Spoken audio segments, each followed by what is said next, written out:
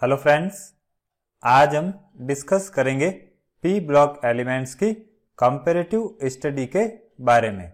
देखिए, part first में हमने 8 पॉइंट डिस्कस किए थे। अब नेक्स्ट पॉइंट है ऑक्सीडेशन स्टेट। अब अगर पी ब्लॉक के लाइटर एलिमेंट्स या सेकेंड और थर्ड पीरियड के एलिमेंट्स की बात करें तो वो वेरिएबल ऑक्सीडेशन स्टेट शो करते हैं। मीन्स वो पॉजिटिव और नेगेटिव दोनों तरह की ऑक्सीडेशन स्टेट शो करते हैं। देखिए, अगर हम सेकेंड पीरियड के कार्बन एटम की बात करें तो वो +4 से लेकर -4 तक की ऑक्सीडेशन स्टेट शो करता है।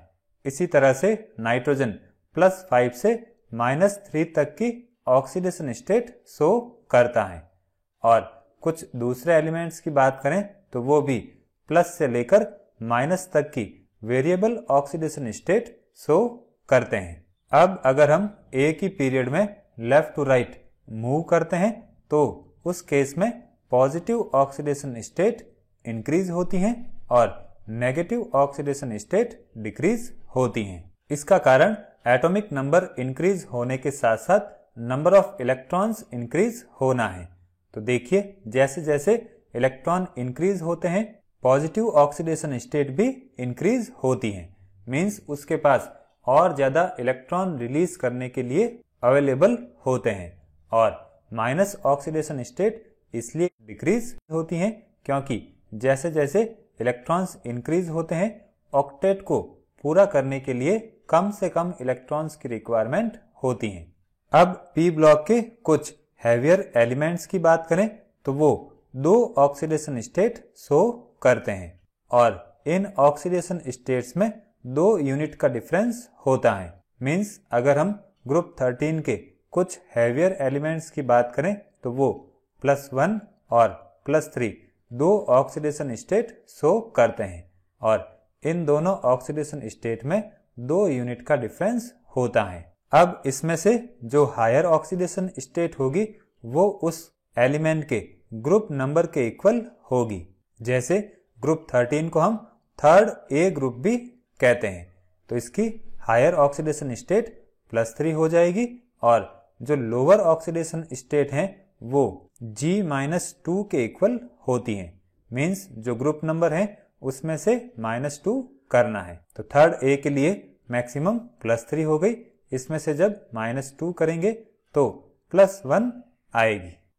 देखिए, अगर हम ग्रुप 13 की बात करें तो इसमें गैलियम, इंडियम और थेलियम +1 और +3 की ऑक्सीडेशन स्टेट शो करते हैं।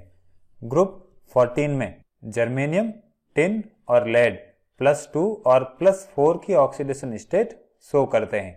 इसी तरह से ग्रुप 15 और 16 के एलिमेंट्स भी 2 ऑक्सीडेशन स्टेट शो करते हैं और इन सारी ऑक्सीडेशन स्टेट में लोअर और हायर के बीच में 2 यूनिट का डिफरेंस होता है।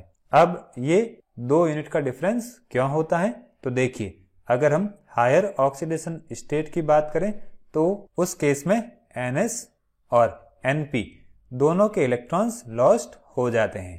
देखिए, जैसे ग्रुप 13 की बात करें तो इसमें NS में 2 इलेक्ट्रॉन और NP में 1 इलेक्ट्रॉन होता है।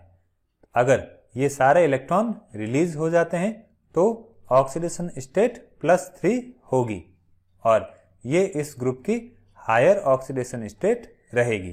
अब अगर लोअर ऑक्सीडेशन स्टेट की बात करें तो वो सिर्फ NP के इलेक्ट्रॉन रिलीज होने की वजह से होती हैं। अब ग्रुप 13 में NP में सिर्फ 1 इलेक्ट्रॉन है, तो इस केस में लोअर ऑक्सीडेशन स्टेट +1 रहेगी और दोनों के बीच में जो 2 यूनिट का डिफरेंस है वो किसकी वजह से आ रहा है? NS के 2 इलेक्ट्रॉन्स की वजह से। मींस ये 2 इलेक्ट्रॉन्स एक्स्ट्रा स्टेबिलिटी की वजह से यहां से रिलीज नहीं हो पाते। तो इस इलेक्ट्रॉन पेयर को हम इनर्ट इलेक्ट्रॉन पेयर कहते हैं और इसकी वजह से जो इफेक्ट कॉज होता है उसको हम इनर्ट पेयर इफेक्ट कहते हैं। अब इसको हम गैलियम के एग्जाम्पल से समझते हैं। देखिए, गैलियम में 4s में 2 इलेक्ट्रॉन और 4p में 1 इलेक्ट्रॉन होता है। अगर ये 4p के इलेक्ट्रॉन लॉस्ट करता है तो उस केस में इस पर +1 चार्ज आएगा, और अगर ये 4s2 के इलेक्ट्रॉन भी लॉस्ट कर देता है तो उस केस में इस पर +3 चार्ज आएगा। अब टिन भी इसी तरह से +2 और +4 की ऑक्सीडेशन स्टेट शो करता है। तो हम कह सकते हैं हायर और लोअर ऑक्सीडेशन स्टेट के बीच में जो 2 यूनिट का डिफरेंस है उसी को हम इनर्ट पेयर इफेक्ट कहते हैं। सिंपली हम कह सकते हैं इन एलिमेंट्स की जो वेरिएबल इलेक्ट्रोवैलेंसी है वो NH2 इनर्ट इलेक्ट्रॉन पेयर की वजह से होती हैं। अब NH2 इलेक्ट्रॉन की इनर्टनेस कब होगी, तो इसके लिए 2 कंडीशन होती हैं। पहली कंडीशन में प्रिंसिपल क्वांटम नंबर की वैल्यू 4 या 4 से ज्यादा होनी चाहिए, और दूसरी कंडीशन में NH2 इलेक्ट्रॉन्स की इनर्टनेस तब होगी जब इनके लॉस से किसी भी नोबल गैस कॉन्फ़िगरेशन वाली स्पीसीज का फॉर्मेशन नहीं होता है। मींस अगर किसी भी कंडीशन में NH2 इलेक्ट्रॉन लॉस हो जाते हैं और उससे नोबल गैस कॉन्फ़िगरेशन वाली स्पीसीज नहीं बन पाती हैं तो उस केस में ये इलेक्ट्रॉन्स रिलीज नहीं होते हैं। अब देखते हैं इनर्ट पेयर इफेक्ट का एक्सप्लेनेशन। तो देखिए, ऐसे एलिमेंट्स जो कि इनर्ट पेयर इफेक्ट शो करते हैं उनके NH2 इलेक्ट्रॉन्स के just inside 18 electron shell present होता है, और इसी 18 इलेक्ट्रॉन सेल का जो शील्डिंग इफेक्ट है वो बहुत कम होता है। इसी वजह से जो NH2 इलेक्ट्रॉन है वो न्यूक्लियस के अट्रैक्शन से लेस इफेक्टिवली शील्डेड होते हैं और एटम में वो न्यूक्लियस से स्ट्रांगली हेल्ड रहते हैं। तो इसी वजह से इन इलेक्ट्रॉन्स को रिमूव करने के लिए जो रिक्वायर्ड अमाउंट ऑफ एनर्जी है वो बहुत हाई होती है, और अगर एडिशनल बॉन्ड फॉर्मेशन होता है और उससे जो एनर्जी रिलीज होती है वो भी इसको कंपेंसेट नहीं कर पाती, और एज ए रिजल्ट ये इलेक्ट्रॉन्स वहां से रिलीज नहीं हो पाते। अब पेरियोडिसिटी की बात करें तो जो इनर्ट पेयर इफेक्ट है वो ग्रुप में टॉप टू बॉटम मूव करने पर इंक्रीज होता है, क्योंकि जैसे जैसे ग्रुप में टॉप टू बॉटम मूव करते हैं तो प्रिंसिपल क्वांटम नंबर की वैल्यू इंक्रीज होती है। फिर बात करते हैं स्टेबिलिटी ऑफ ऑक्सीडेशन स्टेट्स की। देखिए, यहाँ पर हम ऑक्सीडेशन स्टेट की स्टेबिलिटी को समझने के लिए ग्रुप 14 के इन 3 एलिमेंट्स का एग्जाम्पल ले रहे हैं। अब अगर हम इन तीनों एलिमेंट्स में इनर्ट पेयर इफेक्ट को देखें तो उनका ऑर्डर ये होता है। देखिए, ग्रुप 14 में इन तीनों एलिमेंट्स की पोजीशन ये होती हैं। तो जैसे ही हम टॉप टू बॉटम जाएंगे तो उस केस में इनर्ट पेयर इफेक्ट की वैल्यू इंक्रीज होती है। मींस सबसे ज्यादा इनर्ट पेयर इफेक्ट लेड में रहेगा। अब इसके बेसिस पर M+2 और M+4 आयंस की स्टेबिलिटी का ऑर्डर ये रहेगा। देखिए, जो +2 ऑक्सीडेशन स्टेट है वो इनर्ट पेयर इफेक्ट की वजह से होगी, और +4 में इनर्ट पेयर इफेक्ट नहीं लगता है। तो सबसे ज्यादा इनर्ट पेयर इफेक्ट लेड में लगता है, तो ये +2 ऑक्सीडेशन स्टेट शो करेगा। तो इसी वजह से +2 ऑक्सीडेशन स्टेट में लेड +2 स्टेबल रहेगा, और +4 ऑक्सीडेशन में जर्मेनियम +4 सबसे ज्यादा स्टेबल रहेगा। और Pb+4 की बात करें तो ये इनर्ट पेयर इफेक्ट की वजह से +4 ऑक्सीडेशन स्टेट शो करने की लेस टेंडेंसी रखता है। अब सेम एलिमेंट में +2 और +4 आयंस की स्टेबिलिटी की बात करें तो उनके ऑर्डर ये रहेंगे। इसमें +2 लेस स्टेबल रहेगी और +4 मोर स्टेबल रहेगी, क्योंकि इसमें इनर्ट पेयर इफेक्ट कम लगता है। जैसे ही ग्रुप में टॉप टू बॉटम मूव करते हैं तो इनर्ट पेयर इफेक्ट बढ़ेगा। तो इसी वजह से Pb+2 Pb+4 के कंपैरिजन में हाईली स्टेबल होगा। अब इनको हम डिटेल में डिस्कस करते हैं। तो देखिए, जैसा कि हमने डिस्कस किया था, जर्मेनियम +2 कंपाउंड्स अनस्टेबल होते हैं।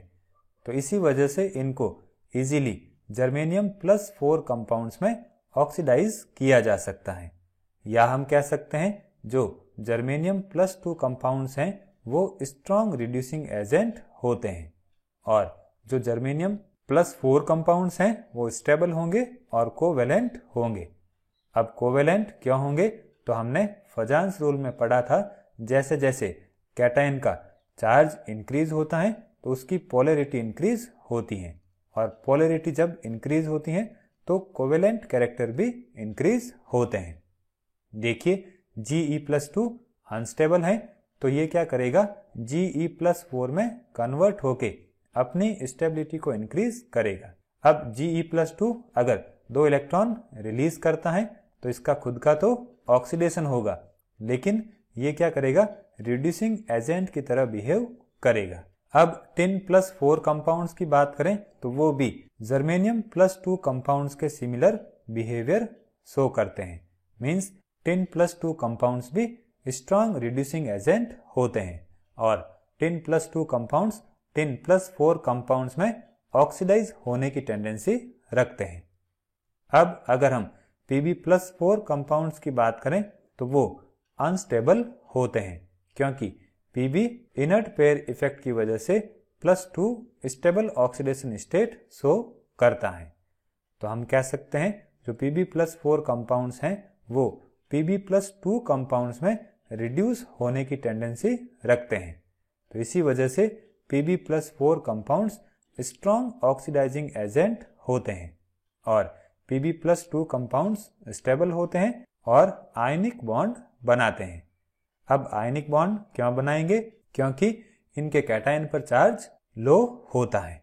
देखिए ये हो गया Pb+4 जो कि अनस्टेबल होता है, तो ये रिडक्शन के थ्रू Pb+2 में कन्वर्ट हो जाता है। अब Pb+4 का रिडक्शन हो रहा है तो ये ऑक्सीडाइजिंग एजेंट की तरह बिहेव करता है।